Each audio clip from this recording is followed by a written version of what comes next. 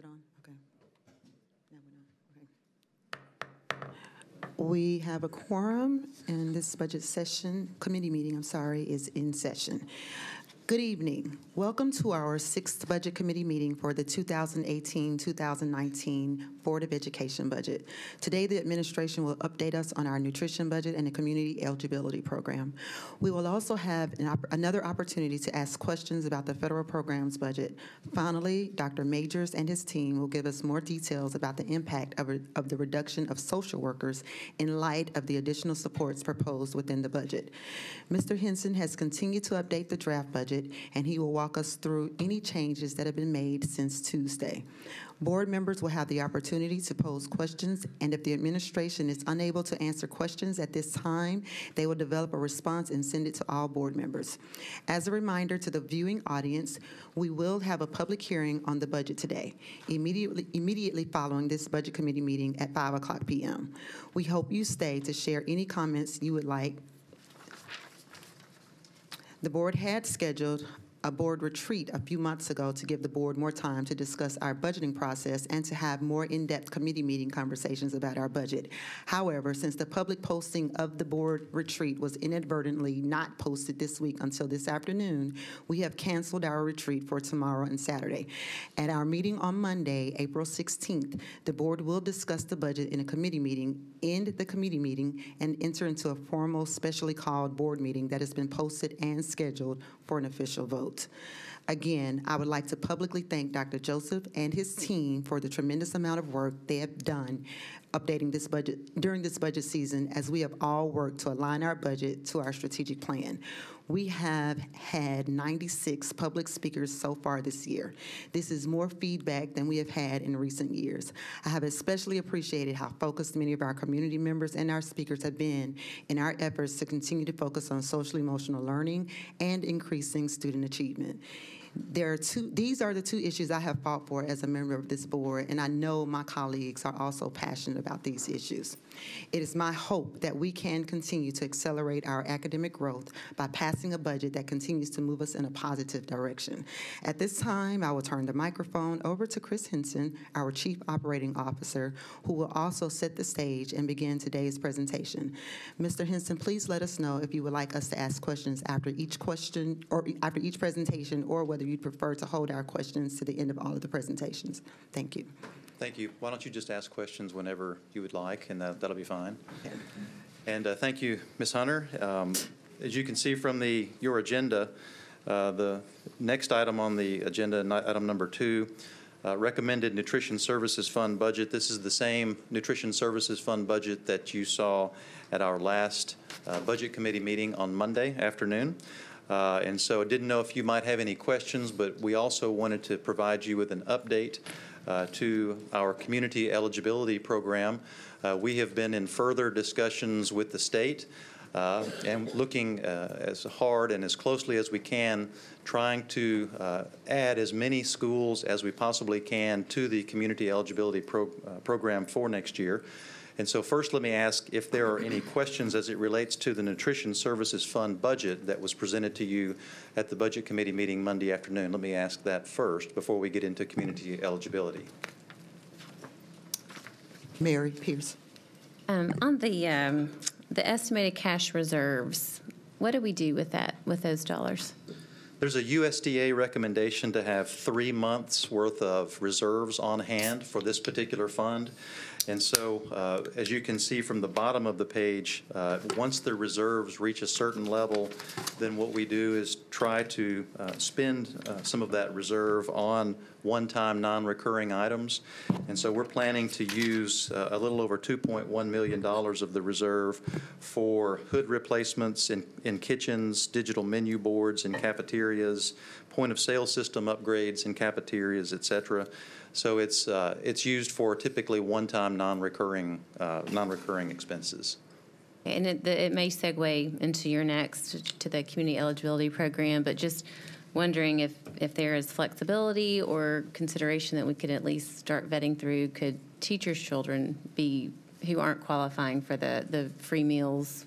Could any of that ever be used for things like that to supplement? For teachers' children? Right. I mean, I'm segueing into the CEP, but just could that fund ever be used for a different purpose? Well, as I said, it's the USDA requirements are fairly strict, and typically it's one-time, non-recurring expenses because this is one-time money. Fund balance reserve is one-time money, so usually I would think that covering meal costs would not be considered one-time, non-recurring, so we have not proposed that in the past. But I'll ask Ken Stark, our Executive Officer of Operations, to come and give an update on the CEP program, and fortunately we have some good news on that front. Good evening, everyone. Just to touch on your last question, Ms. Pierce, part of the issue with the fund balance is any shortfall in the CEP program has to be made up with non-federal funds. So any money that we have built the surplus with is from the CEP program. So it's federal funds, so it would be difficult to use that to make up the an operating shortfall. Hope does that address your question? It did. I'm just trying to be creative. Sure, I get it. So just to give you a real quick update on CEP, we're still working through the data. We've got one last data set to work through that we're hoping to be finished up early part of next week. The direct certification numbers are coming in about where we expected, maybe a tad bit lower, so that's kind of the not so great news. But the better news that we have is that we have been working really hard since we've entered into this process to try to be creative and to try and find ways to make this work and to feed as many kids as we possibly can. Our goal really is to maximize the participation. So we think this week, I should be more strong with that, we are pretty confident that we have found a way to adjust the grouping that we were looking at that will allow us to leverage the program a little bit more, and we think we are going to be able to add a number of buildings back into the program. We're not going to get all the way to all of them, but it's going to be a fairly significant number. I really don't want to start throwing out specifics because as soon as I give you a number, it's going to move a couple, and we've already done enough of that. But real short, not to get too deep into the weeds, we're looking at using high-need schools to offset the percentages in some of the lower need schools that didn't meet the criteria. We can average those out and bring some more schools into the pool. So we think we're going to be able to add a lot more buildings to the CEP program. Again, there'll still be some that aren't, but a lot more will be. And we hope to have that list finalized beginning part of the week. I hope that's good news. It is great news. Thank you. Okay. Anna Shepherd. So can you walk me through what the process looks like, for instance, at a school that is not going to be included because they're not high needs enough? So, but they will probably, most likely, still have students at that school who would qualify. Correct. Would those students who would qualify have to complete the application to qualify for that, for free meals, like they used to do? Yes, it will be very similar to the way they used to. Kids that are still on the qualify for SNAP or TANF and the direct certified kids technically don't need to do the forms, but we will ask everybody to do the forms because it's a better record-keeping piece. But yes, if they do the forms and they qualify, they will receive free or reduced price lunch. So we're asking everybody to complete the form then? In the non-CEP buildings. Okay. There's a stigma associated with that, and I said this last time, I'm really concerned that we will have families for a number of different reasons who will not want to complete the forms. They don't trust that we can keep the information confidential. They don't want that stigma attached to them. They don't understand what the form says because there's a language barrier. I mean, there's a plethora of reasons that I'm afraid we're going to miss kids that we need to be getting. Sure, and we share that. We share that concern. So our plans are to work a lot to get those forms and to work through that. We still do have the people that will qualify directly where we don't need a form to keep them, so they don't have to go through that piece. The other thing is with the point of sale systems that we use, the transaction at the cash register is fairly it's difficult for other people to tell what you're doing. They don't know whether you're paying, whether you're running on an account or you're getting a free lunch. So it's the kid goes through and the meal, they put their PIN in, and it should be, it helps take a lot of that stigma away. But that we share that concern. And that's part of why we've been working so hard to get the number as high as we can. Thank you. I think Ms. Frog had a question. But So first of all, I think it's great news that we're hopefully expanding the program this year.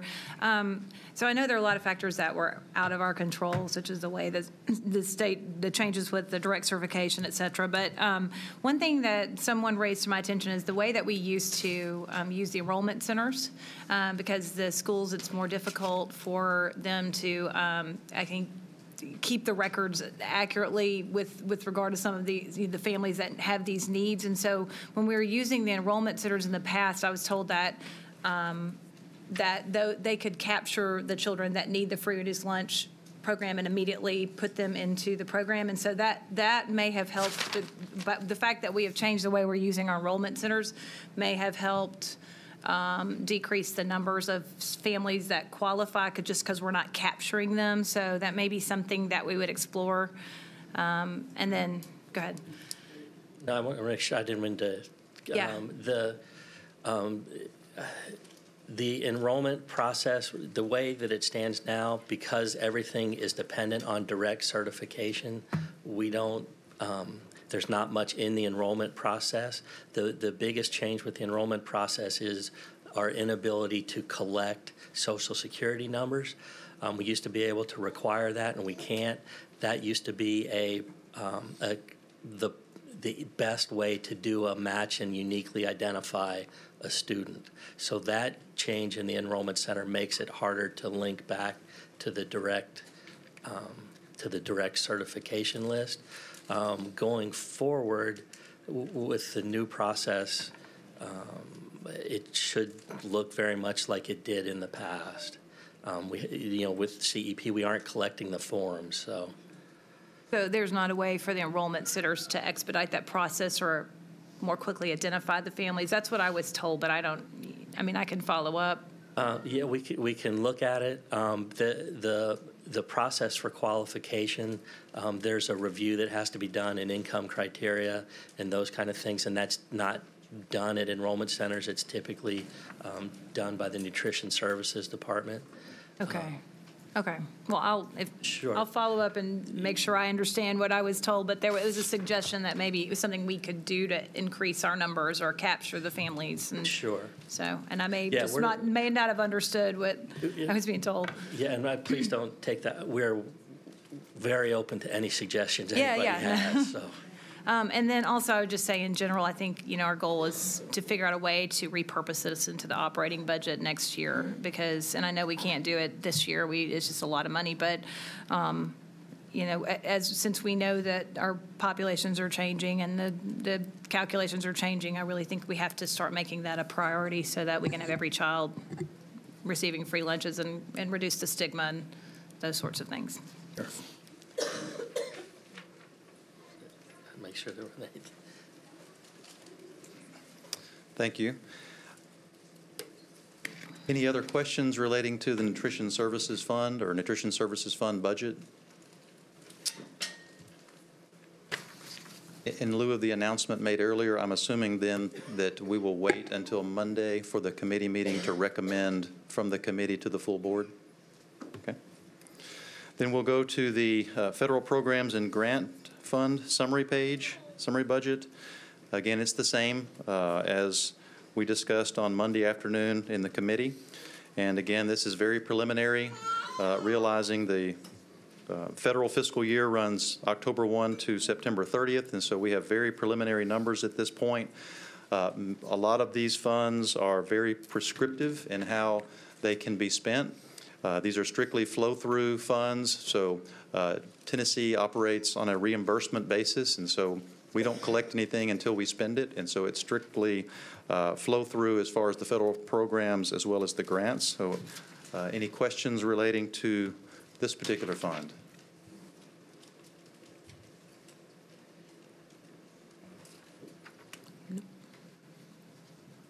Okay, seeing none, we'll go then to the operating, general fund operating budget, which is item 4 on the agenda. As indicated by Ms. Hunter, minimal changes have been made. No changes, really, no changes to the bottom line. You can see from document number 1, the summary of changes page. We still have the same bottom line number, the same request for a $44.7 million increase, which reflects a 5.1% increase, reduction overall of 9.5 positions, with a budget request in this proposal of just over $924 million. If there are no specific questions, and as Dr. Joseph indicated, we'll have Dr. Majors and his team come up and explain a little more regarding the reorganization in student support services. I do have one question, Sure. Chris. And I apologize because I've missed a couple of meetings, I know. On the proposed changes on 2060,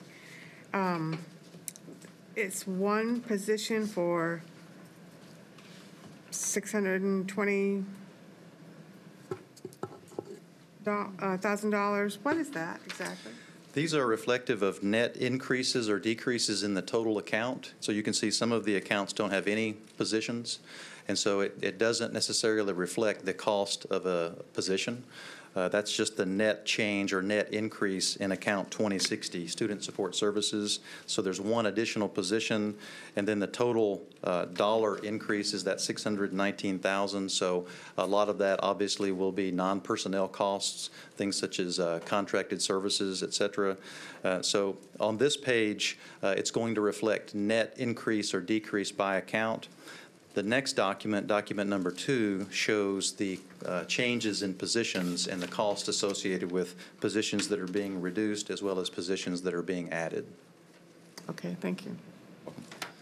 Any other questions before Dr. Majors comes up and his team?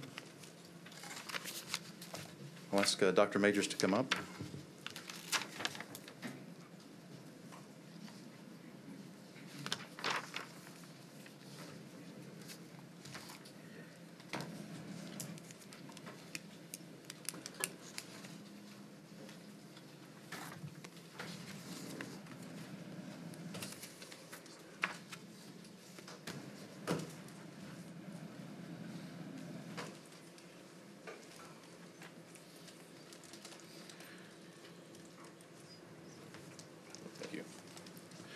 Good afternoon, Dr. Joseph and board members. There's been so much discussion around the elevation and expansion of SCL in this year's budget process.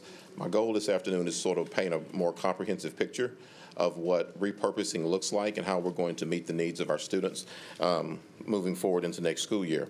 Presenting with me this afternoon are going to be Kyla Kringle. She is our Director of Social Emotional Learning, as well as Dave McAdams, our Executive Director of Exceptional Education. So if y'all want to come on up, you can.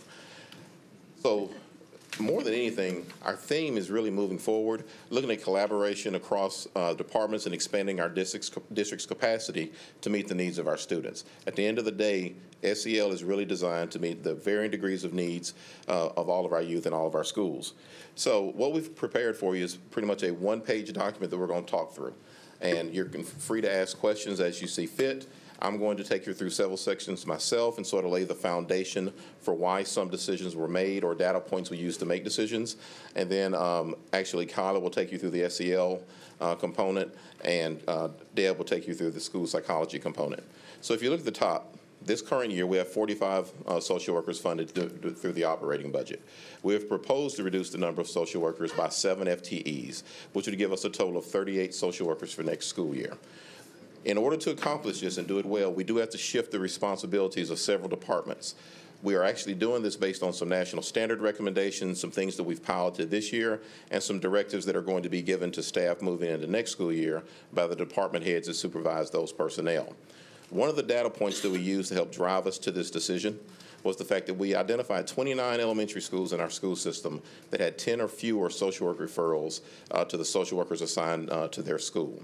We identified those schools to shift them to a consultative role for next school year, which means they would still have access to a social worker as needed, but they would not have the permanent assignment that they currently enjoy this year. 8 of those 29 schools also currently have an external mental health provider providing services in their building, whether that be Centerstone or Vanderbilt. They do have access to mental health services. In addition, every one of our elementary schools also have support from a school psychologist, their school counselors, as well as their behavior analysts. So we still have multiple service providers in the building. We know our social workers do exceptional work and really provide a valuable service, but I don't want you to see that we are not leaving schools without support. And we will walk you through the rest of that here in just a second. So, as I mentioned before, with 38 social workers, 29 elementary schools with the low referral rates, that consultation model means they still have access to social work services or external mental health services, as I mentioned. Our school counselors, which we currently have 245 funded through the operating budget, our goal is to decrease their administrative role.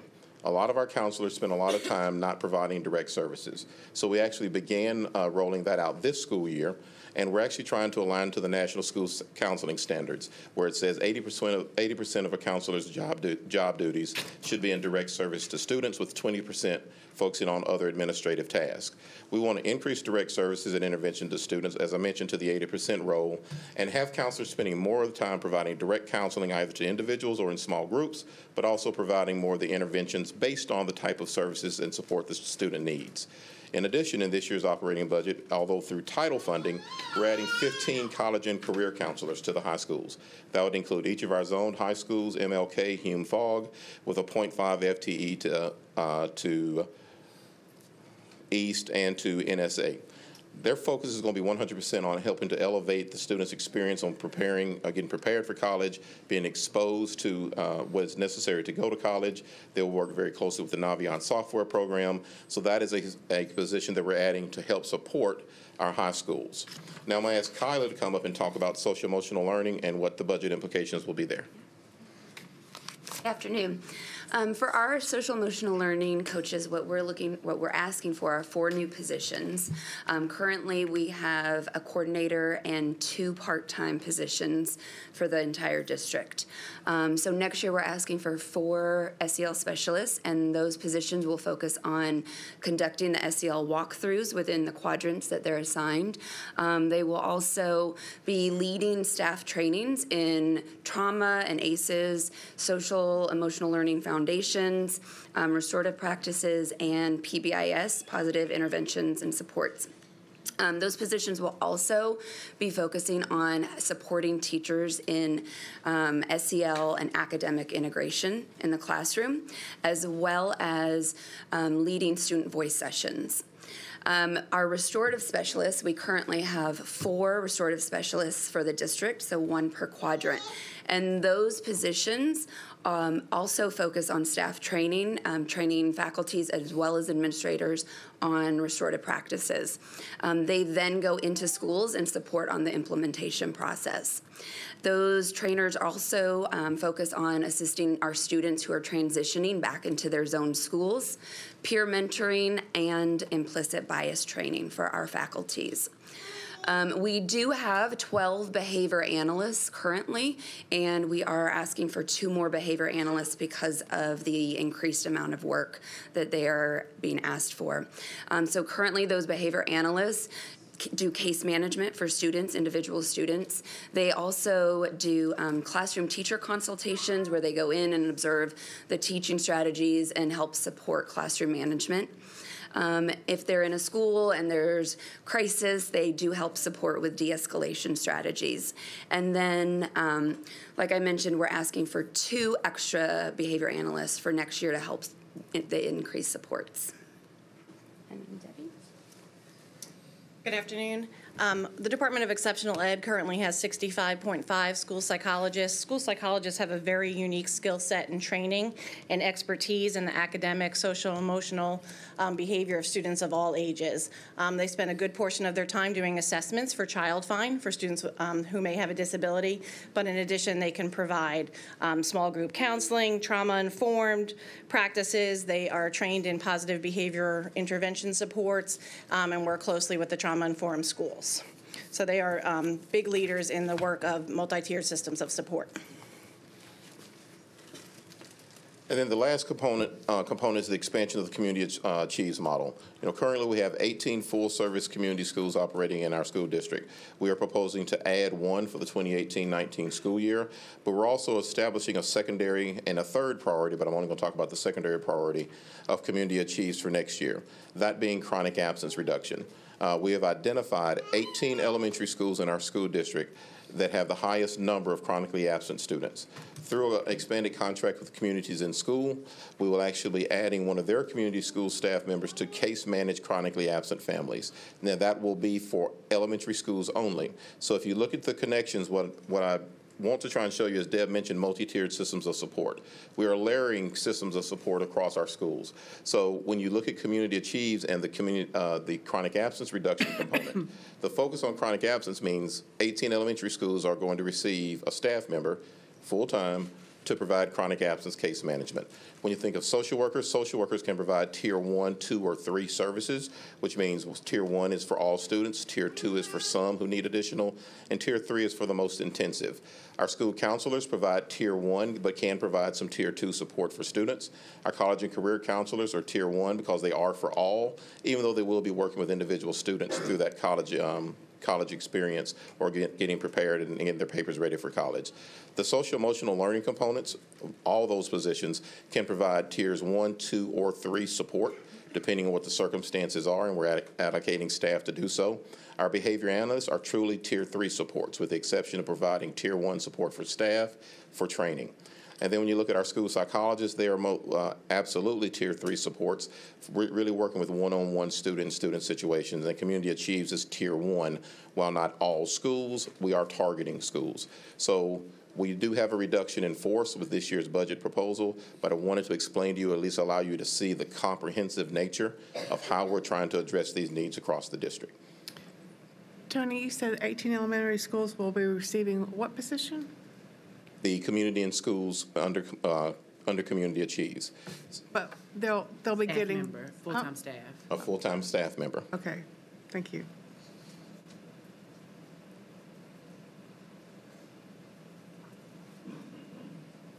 Okay, being no questions, I'll turn it. Okay.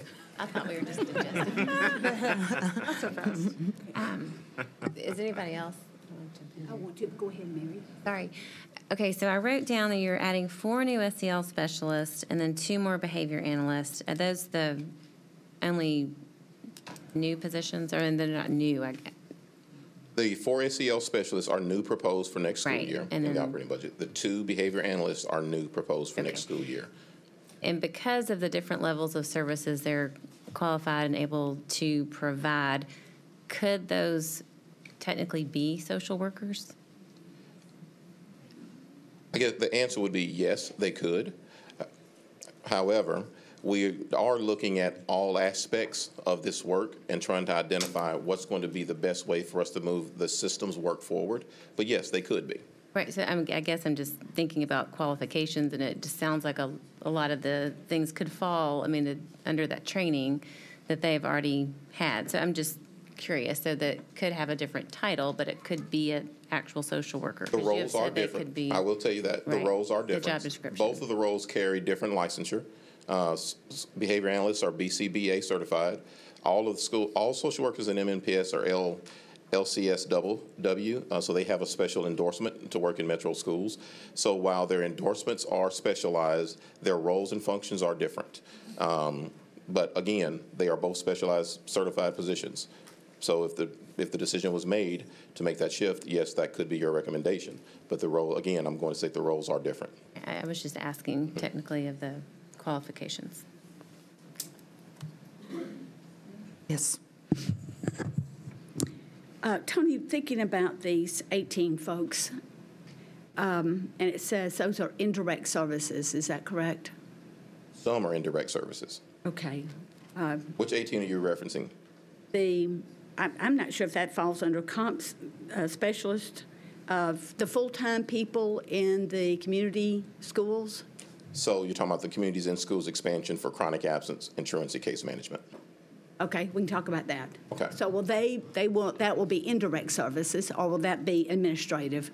It's a little bit of both. CIS does not have the ability to do social work case management in our schools unless they have the special endorsement. What they traditionally provide, CIS provides case management, which means they identify students, they work with the students, school staff, and families to help address whatever the issue may be. For this purpose, we're really focused on chronic absence and truancy. Now, in those schools, when working with a CIS manager, they may refer to another service provider. They may be able to correct the issue themselves. If they had to refer, that would be indirect. If they're actually working directly with the student or their family, that would be a direct service. But it won't be blanket, every person is direct services or every person is indirect. It will depend on the individual situation of the student and family. Give me some examples of how a person would help with chronic absence reduction. Well, the first thing is to determine why the student's not coming to school. It could be any number of reasons. If the student has a health condition that's preventing them from coming to school, then we could work with our school nurse or some other mental or other health provider to identify what the situation is. Does that child need a 504 plan for a chronic health condition? It could be simply that the parent's not aware of the student skipping school. Then it's having a conversation from a disciplinary perspective or trying to provide intervention. There are any number of reasons that our youth miss school. We have a large number of youth that miss school simply for the fact of taking care of a family member or a child. So it's really identifying what the issue is and helping to manage the process of helping to get the student in school on a regular basis. Okay.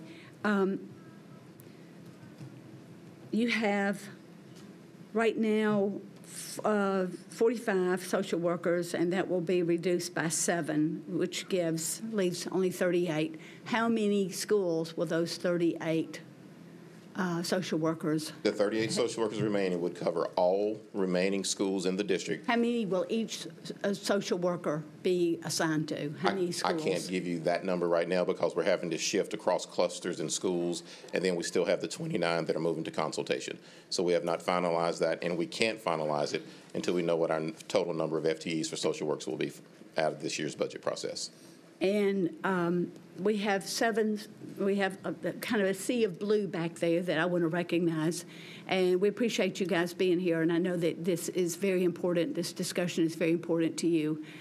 What will happen to our 7 social workers? Can they apply for these other positions? I personally met with each of the social workers and all 35 of the staff members that are being proposed or whose positions will be repurposed. They were also told by me, not just in a letter, that each of them is eligible for rehire in our district. They have also been told that we are going to prioritize them having the first opportunity for any open position, first of all within my department, to see if they're eligible, if it's a position they would be interested in, and if they have the qualifications to fill. So, we're going to do everything that we can to help our social workers who may be displaced find a position within our district, and we still haven't finished shifts. We don't know where retirements are going to come or any other things that may develop, and they would be our first priority to have them fully employed with the district again. And Dr. Majors, if I may add, one of the things that we have been doing is working closely with SEIU and MNEA in general in terms of, I have been very clear with our administration that it's extremely important that we take care of our employees, that we don't just kind of have them out there not knowing what's going to happen. I've spoken with Mrs. Story about making sure that we have somebody assigned to each one of the individuals, not just, as we're making changes, because as we move, it can feel very cold. I've been in lots of large school districts where the lack of communication, once you've been told that your position is going to change, causes lots of stress and anxiety, and we are very concerned about that. So as we move through this process, we'll make sure each person is contacted by somebody with human resources and make sure that they're guaranteed an opportunity to reapply. There is no one that will not have an opportunity to apply for a position that they qualify for. That has been the commitment that I made to both SEIU and to MNEA. But it doesn't matter whether you are part of them or not. It's just the process in terms of how we follow through, because we know it's important. So, we're going through the process right now. No one has reached out to people at this individual time because the final decision has not been made. It's just been you've recommended. But as we know that we're moving forward, that's when the actions will be taken and people will be contacted by Human Resources and followed up upon to make sure that they know what the options are. So those 7 positions have not, the 7 social workers have not been named yet. No. Oh, but 7 social workers have been identified. Yes. They've been identified. But what I'm saying is, so they have been identified. We're not, in terms of moving forward with having Human Resources meet with them and talk about options and things, we felt that would be premature while we were going through this budgeting process at the time. Once we know for sure that, because the board has to finally approve the budget. Once the budget is approved and we know we're moving forward with that recommendation, at that time it would be appropriate for us to begin engaging because we know that we're moving forward. We wouldn't do it while it's in the recommendation stage because that would be premature. And what's the time frame on this? What's your expectations that when these positions will be filled, our 7 social workers will know what they'll be doing next year? What's our time frame on that? We would not be able to do anything until we have an approved budget and we actually know what positions are available. So there's always that window, because what's going to happen is once the board approves the budget, as you know, we will need to take it to the mayor. The mayor is going to give us his budget recommendation. That budget then we'll have to come and reconcile, and in that reconciliation, it may require us to do additional things to get to that number that we are ultimately given, if it's not $45 million. At that point, we feel pretty confident because we know that the council cannot lower the mayor's recommendation. At best, they could increase it, but once we hear from the mayor, know the number, know that final reconciliation, then we're in better position to know what the vacancies are, what the options are, and move forward at a minimum. And what is the bottom line on the budget with these personnel changes? I don't have a budget document in front of me. I believe y'all have the complete budget. You'd have to just look for that. Maybe Chris could tell us. Chris, could you tell me what the bottom line is on the budget that would affect these changes? The total budget. 70. It runs across several different accounts. For instance, if you look at document number 2, which is the document that shows the proposed position changes, many of these are the positions that Dr. Majors discussed. If you look at the top regarding positions reduced, we have the 16 truancy specialists, the 7 social workers, and the 12 family involvement specialists. Those are all in Dr. Majors' area. And then if you look at the bottom positions added, the 2 school counseling coordinators, the 1 school counseling director, the 1 homebound program teacher, the added 8 truancy officers, the added 4 SEL specialists, the 1 comp specialist, the 2 behavior specialists, and then the 6 community achieves positions. Those are all the different moves of positions, but there are also non-personnel costs that are captured in many of these same accounts, and so it runs through several, as you can see on the left-hand side, it runs through several different accounts, and so I don't have something that just nets out only Dr. Major's proposal, since it is involving several different accounts. Thank you. So we can get with you to get a more specific number later? Is that right? Are you asking for the 7 social workers? What's the what would cost for all 7? So I'm asking, what is the bottom line in terms of budget repercussions? Does this document specify? What will this cost to do these things? It looks great, but what will it cost? Okay, so the document that you have is one I think I passed out to you on Tuesday. We would have to put the dollar amount to that. Okay. That document, if you look at it, where it sees red, where you see red, that's a repurposed position, which means we try to do this with budget neutrality. The only two positions I believe that don't have a red repurposed component to it are the 15 college career counselors, which are title funded, and I believe the other is Director of School Counseling. yes, the director of school counseling. That is the only position that does not have transferable dollars, as we see it. So that is the one FTE that would be fully funded in a new budget ask. So in other words, the only addition is the 15 counselors and the one director of school counseling. No other additional positions. Everything else is repurposed. Correct. Okay. Okay. I also just want to mention that I know I've heard from several truancy specialists, and I know they are working hard and that they feel like the work that they are doing is very vital to the system.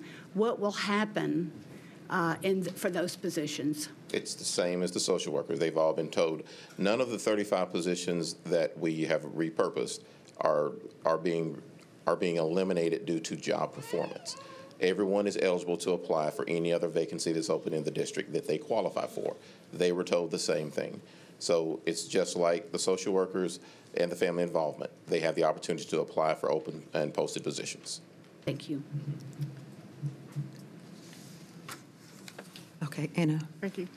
To piggyback on some of the questions that my colleague had, so community and schools is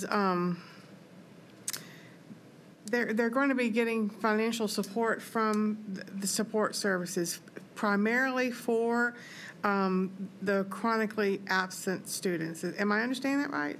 Yes, the CIS case management is really based on, CIS model is really targeted around chronic absence and truancy reduction through a case management model. We are actually providing contracted services under the Community Achieves model to targeted schools, our 18 with the highest number of youth chronically absent, and they're going to provide the case management in those buildings. The significance to that, I think I mentioned this Tuesday, but I'll say it again, the state accountability system has changed. Chronic absence now counts 10% towards a school's adequate yearly progress. We have not been able to change the trajectory on truancy and chronic absence in our district the last 3 years. What we are proposing is that we shift more of the responsibility back to schools, because daily attendance is the school's responsibility. We as a department are going to help them. We have toolkits and things that have not rolled out. I've built into my budget all postage costs associated with mailing the state compulsory attendance letters from schools. Cluster support team and school level team are still responsible for providing intervention, whether that be home visits or other things for students that are identified between days 6 and 10. But at day 11, we have to file the truancy petition. So the repurposed positions will be working on the back side, on the state compulsory side of really getting students into the system so that we can address that issue more formally. And that is the whole purpose behind restructuring our work around chronic absence. And we have identified those 18 schools, right? We know who they are? Yes, ma'am. Okay. I believe I gave that to you Tuesday as well. Okay, you probably did.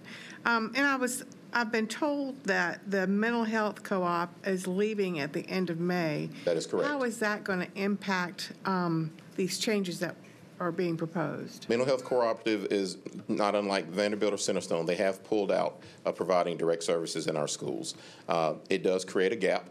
The document that I gave you on Tuesday that shows by cluster quadrant which schools of the 29 were not referring to social workers and which ones had additional mental health supports, it does create a gap. We will continue to have conversations with some of our external mental health providers to see if we can fill that gap. But what I just walked you through is also another means of helping to address that deficit, because not only are our social workers able to meet those students, our psychologists can help meet with those students, as well as our behavior analysts. So it's a comprehensive approach to trying to deal with some of those issues. Well, and so you just said the social workers can help, but if we have 7 less, I mean, to me, that's like trying to spread it too thin, personally. But one of the things I do want to acknowledge, and Dr. Majors can talk to, is the fact that our counselors right now in this new model, not only adding the 15 counselors at the high school, but also adding the capacity to take some of the paperwork and things that counselors had been doing off of their plate will give them more time to actually counsel. You know, the national standards for counselors indicate that they should spend 80% of their time counseling and 20% of their time with paperwork and other things. Here at Metro Nashville Schools, we're not close to that. And we're not close to that because we have lots of administrivia that we require them to do. So that was a big thought in thinking about this restructuring, because the restructuring will give counselors more time to be able to provide more direct service. That was one of the things that we were talking about a lot, particularly after our visits with high school students and speaking to counselors who said, I would like to, but, when you look at my plate, my cup overfloweth, and we need some support. So, Dr. Majors could talk to those specifics, but that was a part of this shift has been, as we reshift and look at giving people more time to do the jobs that they've been asked to do, we feel that we can cover more service. But again, and this is not to diminish the extreme value that social workers bring to the table, because they have clinical skills that even a counselor does not have. So for the more extreme case, a social worker would be warranted. But we do believe the redistribution will help us. But again, over time, we hope to build. There's always that ultimate challenge, though, of how much do we move forward with, and it's always that's where we were, though. But we do feel like this structure that is being proposed will provide dramatically more support than we have ever given. Amy. So I've been really worried about the loss of social workers, and I think it's particularly critical that we have as many supports in place as possible in this day and age, and the needs are growing in our schools. And I think it's also important that we are realistic about funding this year. We know that the city just doesn't have as much money to give us, and it's very unlikely that we're going to get the full amount. I mean, nearly impossible that we'll get the full amount of our request. And so I would like to make a motion tonight that, and I don't know the numbers on this, and I would like to get them, but I'd like to make a motion that we not give pay raises to all employees making over $125,000 and see how much money that nets us. And then that money can be repurposed for the social workers, because the social workers only make about $55,000 a year. And I've been asking for how much savings we would garner from getting rid of the 2% pay raises for those at the very top of our pay scale. I think people who are making $125,000 can afford to live in Nashville, and that would allow us to get a lot more on-the-ground support in the schools. So I would like to make a motion that we get rid of the 2% raise for all employees making over $125,000 in our district, and repurpose that money towards social workers. I'll second that motion. Is there any discussion?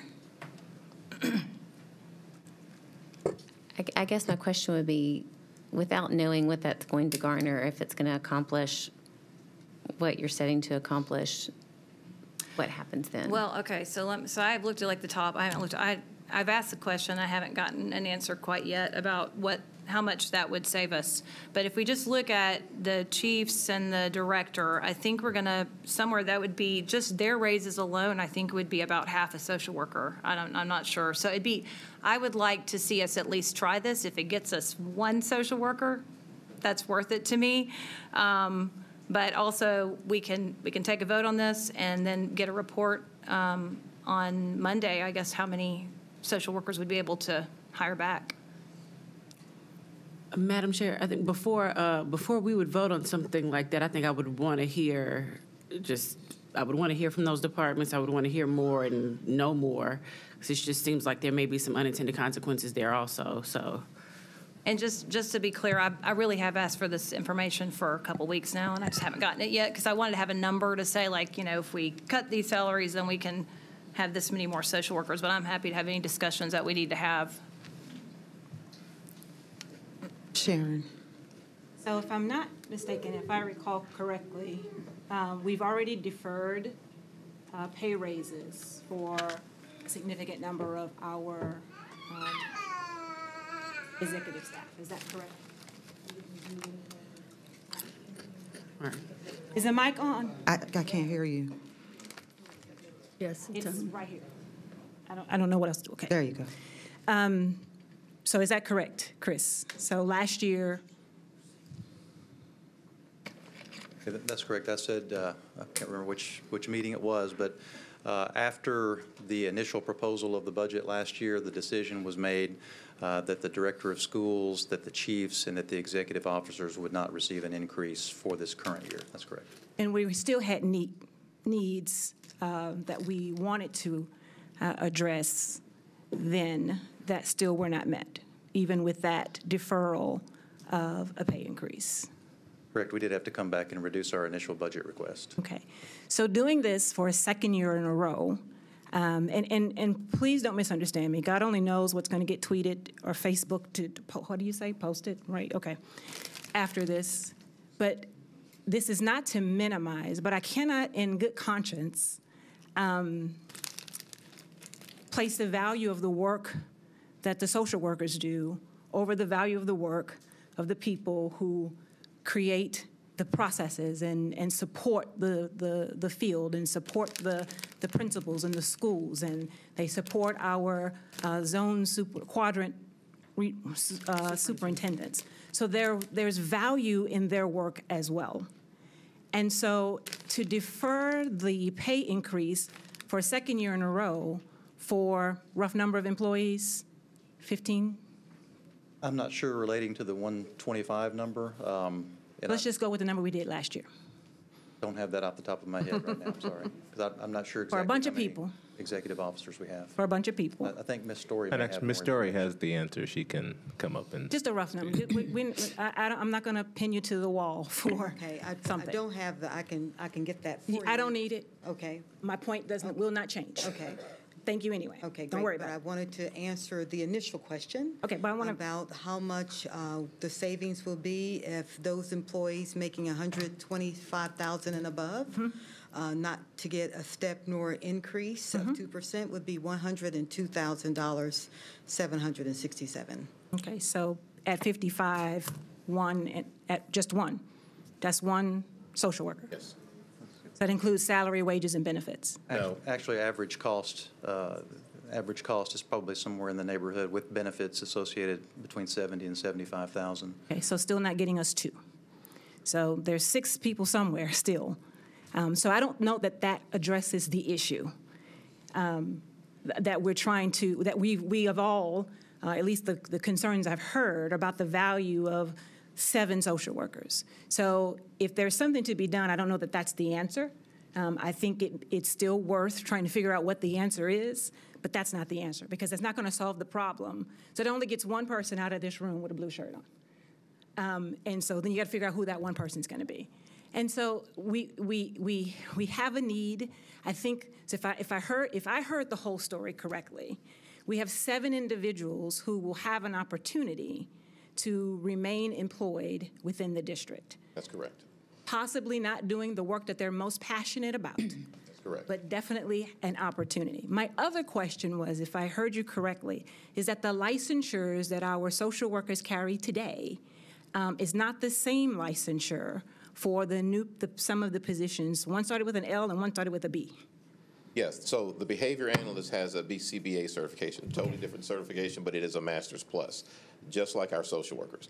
All social workers in Metro Nashville Public Schools are a Master's Plus certified employee. So are those synonymous, or would that individual who was interested in serving in that role still have something to do to close the certification gap? Those 2 positions are not interchangeable. Okay. The certifications do not carry. Okay. What is the cost of the certification? You can't. Another school. It's a degree. Degree. Okay. I had no idea. Okay. All right. All right.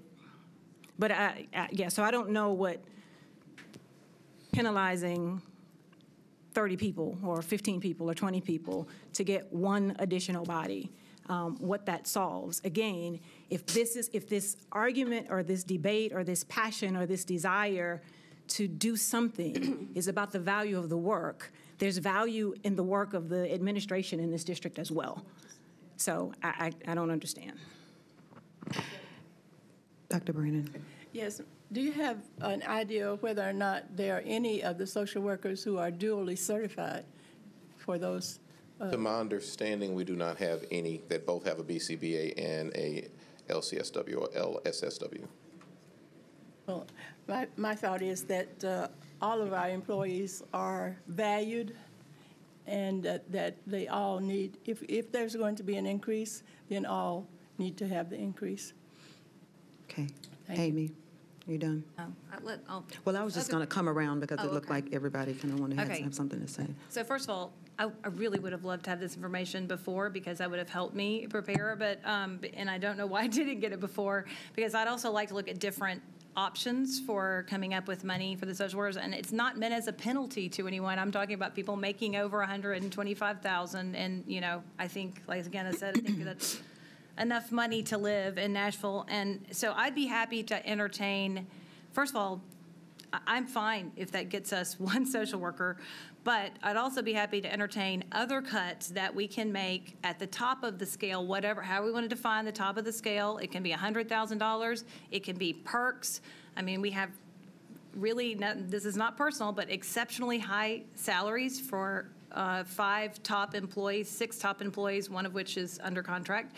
But I really think we need to find a way to put that money on the ground. It's not a penalty to those at the top. You know, their work is needed just as much, but I think we need to get that money in the schools serving the students because those needs are so great on the ground. So if we want to have some kind of discussion of what we can cut at the top to get 6 other social workers, I'd be happy to have that. So,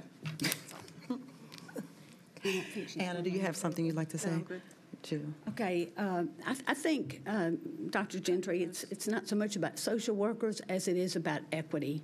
And we've been talking about equity now in our budgets and who needs the most money in our schools. And it's not the school kids who are at Julia Green, perhaps.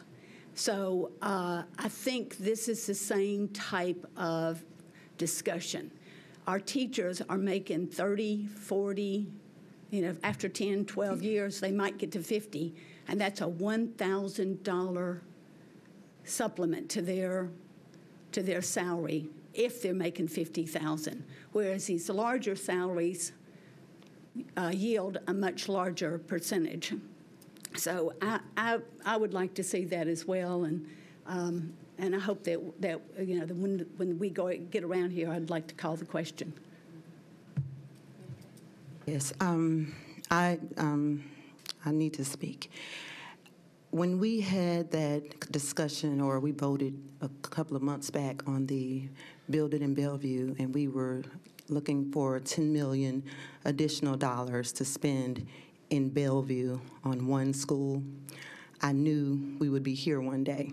And I did not support that, by the way, because I was thinking about what Mrs. Spearing just said, equity, because I have schools in my district that just need some decent water to drink from their water fountains. They're having difficulty flushing their toilets. So when we talk about equity, and if you think about $10 million, if we can just stop and think about how many social workers we can fund with that $10 million to build that school in Bellevue, I think then we can begin to speak about equity and equality and all of those things. But also, I don't think this is the place to pit our workers and our employees against each other. I think that's just distasteful, in my opinion. And also, I think we are thinking about you guys. We're having conversations, I am, and I'm not gonna sit here and embarrass people on this board floor, but my husband is an MSW, Master Social Worker. I'm a clinician, and I value you guys. But I'm wondering if there are programs that we have that we're overspending and we're not getting enough bang for our bucks. So we're also looking at those programs that we have out there that I'm thinking about what programs can we cut? that are hurting you guys. So we do value you all, and I just want to say that. But also, when we think of, we have to think about the big picture, because I said, when we spent, I will never, ever, ever agree to spending $10 million additional dollars on one school. I'm done.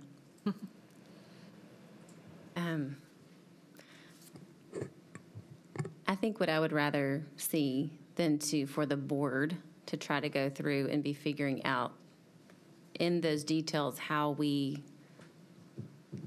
keep 7 social workers, because I would want to know, well, then should we ask the city for 500 more thousand or whatever, what is 70 times 7, 490,000? 490,000 to 500,000 would be the dollar amount for all 7. You know, is that, I know we're not even expecting to receive all of that, and then how would they be best used? You know, how does that fold into your plan? Because there have been a lot of hours and work going into this plan that may not look like what we're used to seeing. And so I think disappointingly to me is a lot of the conversations just now have been pitting, whether it's employee against employee, school against school, part of town against part of town. And I'm probably going to shock somebody by saying at the end of the day, we are underfunded. Yep. And so we are not doing anyone a service to start trying to go in and decide who, you know, where the dollars should come from. So, I mean, I would still rather hear a recommendation, charge the team to go back and figure out, are there some other places you can cut? Because the bottom line is there needs to be some scenario planning every time we come to a budget, because we don't tend to get the money that we need. So where is that scenario planning, and what could that look like?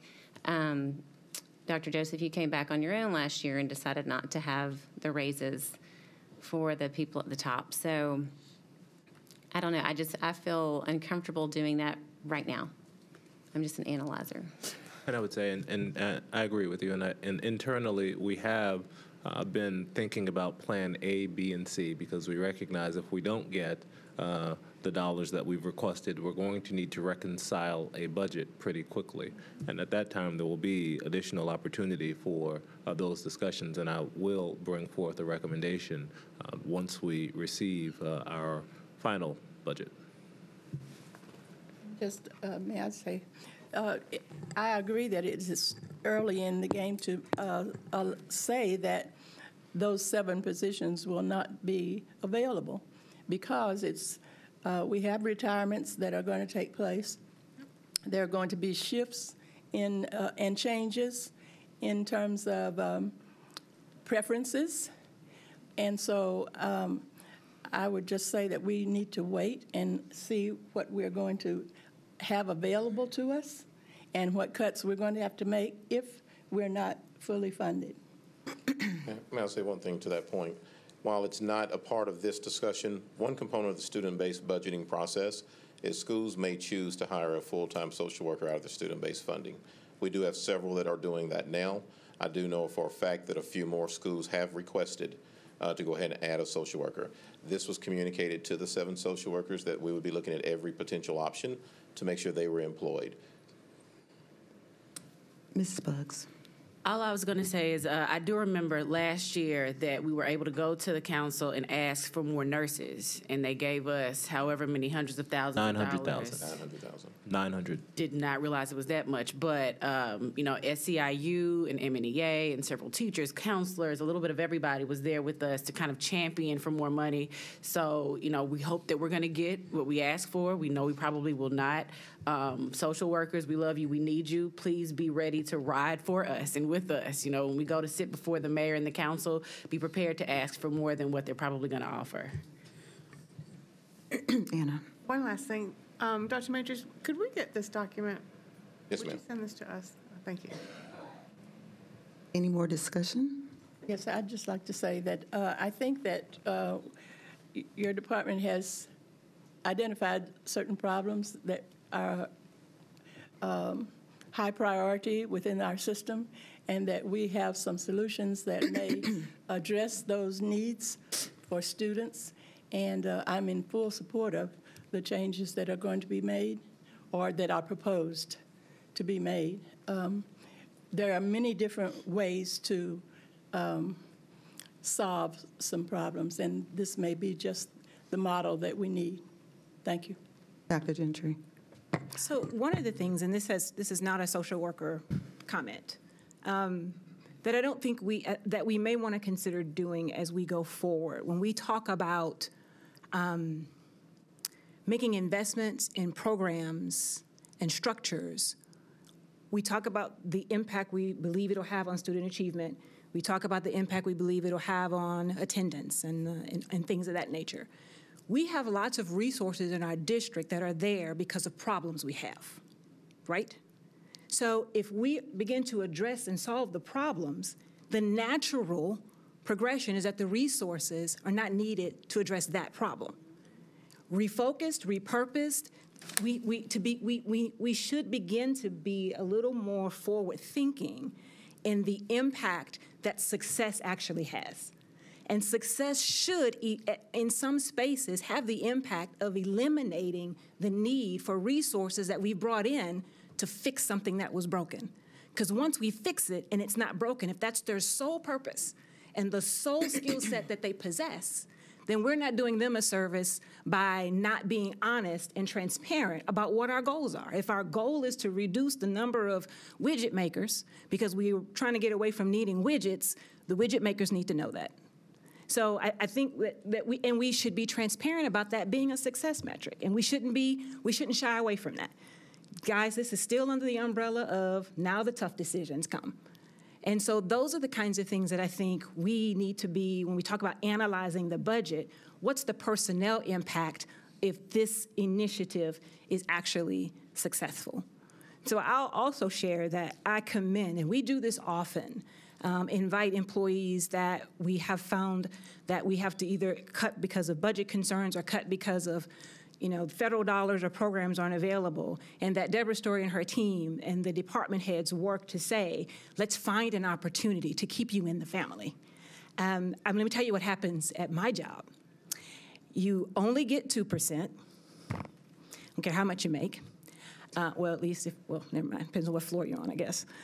You only get 2%, and we call it a merit increase. Then, this year, we did a RIF, a reduction in force. We said, same thing discussion, we don't have the money to meet the goals that we have set forth this year. Every department was required to cut salaries, wages, and benefits by 5%. Wow. They could do that by getting rid of bodies, closing open positions, transferring existing employees into open positions and eliminating their position. But you want to know what the pat on the back was? We'll give you 60 days to float around HCA and find a job. You got 60 days. You have 60 days to go find a job in an environment where everyone's already cut 5%. So the sensitivity that we continue to demonstrate around activities like this, nobody enjoys this. And so I continue to commend you all because it's extra work. It's more work on top of the work that we already have to do with regards to serving our students. So, and you may not get a lot of kudos for this, but thank you so much for that. Amy. So let me reiterate, it's not personal that I asked for the 125,000 mark because I don't even know who's included in that category. It was less than I thought it would be. So I do think it's fair to consider that. There may not be board support for it, but I think it's a fair consideration. Another area where I think we could consider cutting is consulting costs. Our consulting costs nearly doubled over a 2-year period. And I've raised concerns about some of those consultants, and we as a board need to make sure we are doing our part. We have policies in place where we should be reviewing consultants, and we are not acting in accordance with our policies. And that's a conversation for next week. I'm in the process of trying to set up a policy governance meeting so we can have those kinds of discussions. But I would like to also look at cutting consultants. I mentioned $250,000 worth of consultants during my comments the other night, which I think are questionable. I'm sure there are other consultants I don't know about, but the board needs to be approving consultants and figuring out where that money goes. I'd like to see a large portion of that money going to the ground, going to the children, going to the social workers.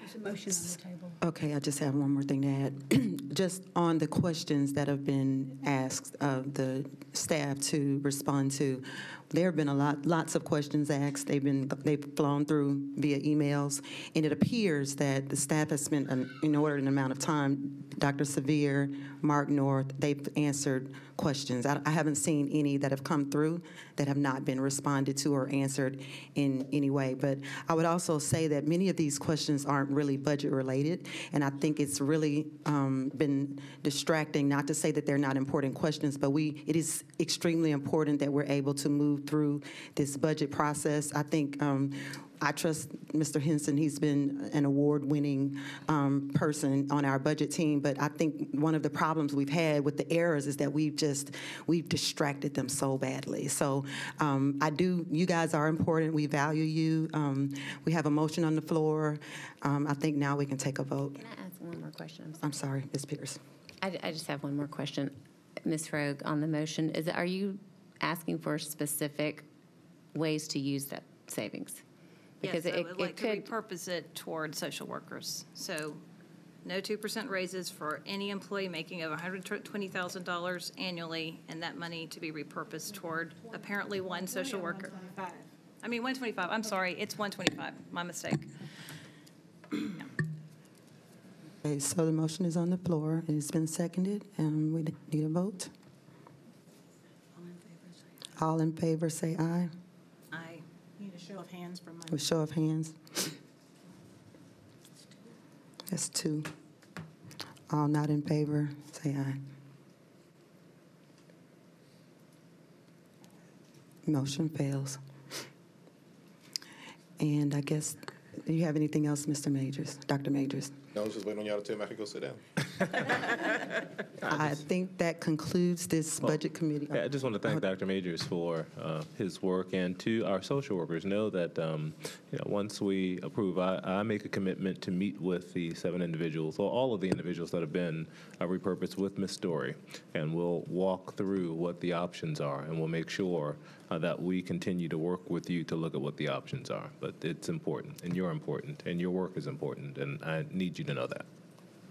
Thank you, Mr. Major. Dr. Majors, you may sit. That concludes this meeting. Thank you. But I have another motion I wanted to make before we vote Monday. There'll be another committee meeting on Monday. Okay, I'll save it. Meeting adjourned. How long? Okay, so we'll take a 5-minute break before the hearings. Hit the council. I think I hit it already back sometime.